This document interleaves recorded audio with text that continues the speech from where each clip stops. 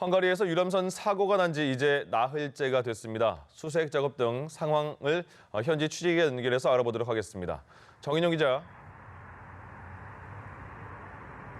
네, 헝가리 부다페스트 다뉴브강 사고 현장 앞에 나와 있습니다. 지금 여기 시간으로 아침 7시가 됐는데 관광객들을 비롯해 사고를 추모하는 시민들의 행렬이 이따금씩 이어지고 있습니다. 하지만 아직까지 실종자 19명의 발견 소식은 들어오지 않고 있습니다.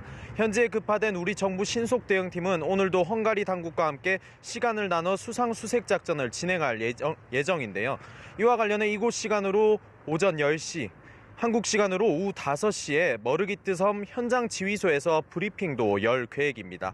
현재는 헬기를 비롯해 고속보트 등을 위주로 강 하류 50km까지 수색하되 실종자가 떠내려갔을 가능성이 있는 세르비아 등 인접국가도 수색에 참여하고 있는 상황입니다.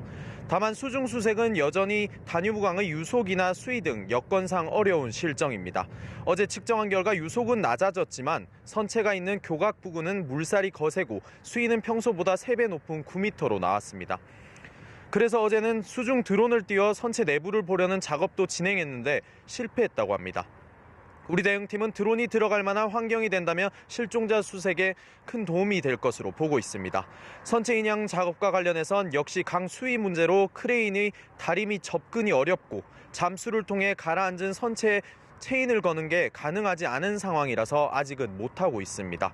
다행히 헝가리 물관리당국이 향후 수위가 낮아지고 비 소식도 없다고 전한 가운데 대응팀은 이곳 시간으로 내일 추가 논의를 거쳐 잠수요원 투입 여부 등을 결정할 계획입니다. 네, 사고를 낸 크루즈 선장은 구속됐다고 하는데 사고의 원인 규명을 위한 수사 상황 어떻습니까?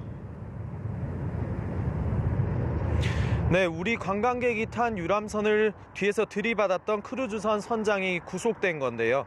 헝가리 법원은 우크라이나인 선장에 대해 중대한 인명피해를 낸 혐의로 영장을 발부했습니다. 선장이 외국인이어서 도주 우려가 크다는 점도 크게 작용한 것으로 보이는 가운데 법원은 보석금과 함께 추적 장치를 전제로 보석이 가능하다고 결정했습니다. 선장 측은 피해자에 대해 위로를 전하면서도 규정을 어기지 않았고 범죄가 될 만한 행동도 하지 않았다고 반박한 것으로 알려졌습니다.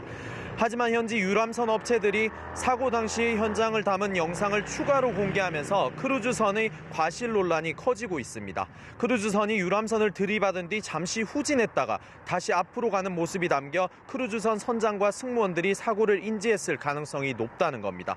헝가리 내무부와 외무부 장관이 선장 조사는 물론 선박회사 측 과실 여부도 따지겠다고 한 만큼 좀 더 지켜봐야 할 것 같습니다. 지금까지 헝가리 부다페스트 사고 현장에서 연합뉴스TV 정인용입니다.